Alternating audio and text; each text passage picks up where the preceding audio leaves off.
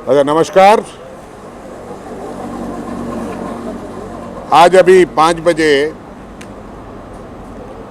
माननीय श्री लाल कृष्ण आडवाणी जी के नेतृत्व में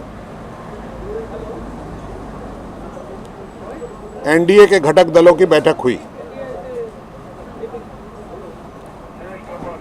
जिसमें दोनों सदनों के प्रतिपक्ष के नेता माननीय सुषमा जी, माननीय अरुण जी और एनडीए के संयोजक माननीय शरद यादव जी और शिवसेना से माननीय गीते जी, शिरोमणि अकाली दल से डॉक्टर रतन सिंह अजनाला जी और नरेश गुजराल जी और जदयू से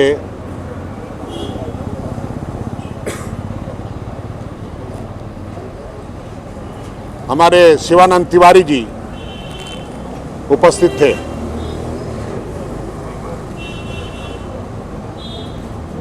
बहुत सारी चर्चाएं हुई और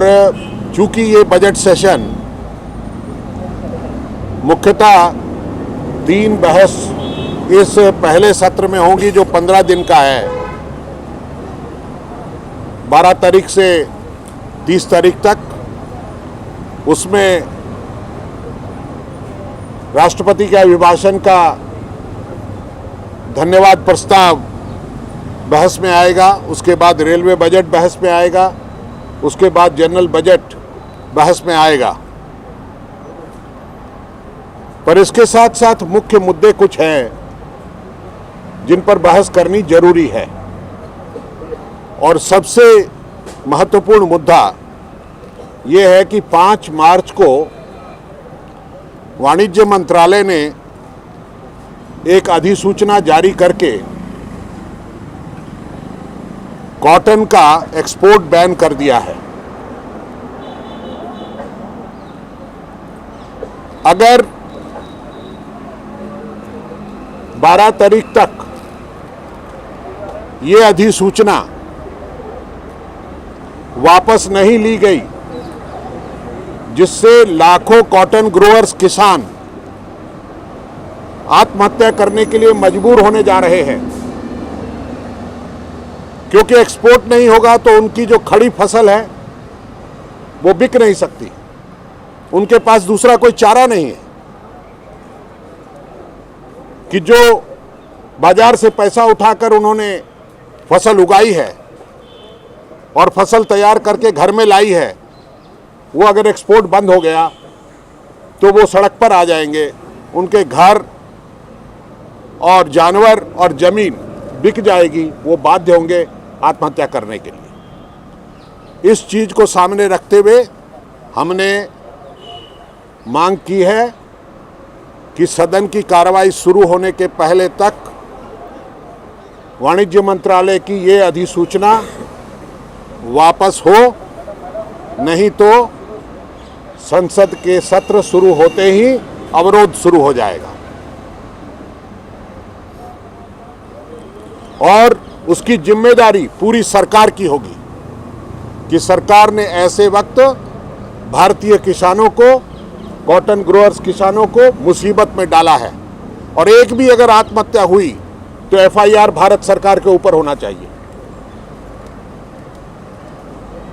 दूसरा, असॉल्ट ऑन फेडरलिज्म, जो रोज रोज दिल्ली में बैठकर राज्यों के अधिकारों का हनन करके कुछ फैसले लिए जाते हैं। जो अधिकार क्षेत्र राज्यों का है, भले संविधानों के माध्यम से हो या दूसरे तरह से हो, उसके अधिकारों का हनन जो हो रहा है, उस पर असॉल्ट ऑन फेडरलिज्म पर भी हम एक चर्चा चाहते हैं। राज्यसभा में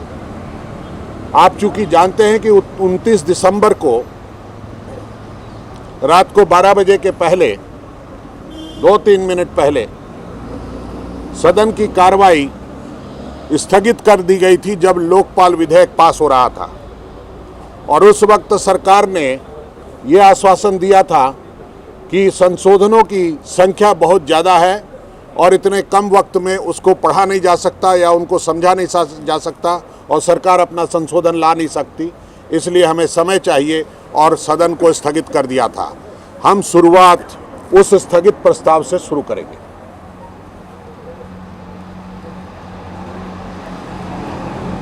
आज गोरखालैंड टेरिटरी अथॉरिटी GTA जो दार्जिलिंग और अलीपुरद्वार के इलाके को दी गई है, जिसको राष्ट्रपति ने अपनी स्वीकृति दे दी, उसका NDA ने स्वागत किया, क्योंकि हमारे एक सांसद माननीय जसवंत सिंह जी रिप्रेजेंट करते हैं उस इलाके को, और उसका हमने स्वागत किया। आज एक और महत्वपूर्ण निर्णय हुआ है कि डॉक्टर सुब्रमण्यम स्वामी की पार्टी जनता पार्टी, जिन्होंने बहुत दिनों से हम लोगों के घटक दलों से बातचीत कर रहे थे, और आज ये निर्णय हुआ है कि जनता पार्टी डॉक्टर सुब्रमण्यम स्वामी की उसको NDA में शामिल किया जाता है। भ्रष्टाचार के खिलाफ वो कचहरियों में, सुप्रीम कोर्ट में, हाई कोर्ट में और स्पेशल CBI के कोर्ट में केस लड़ रहे हैं।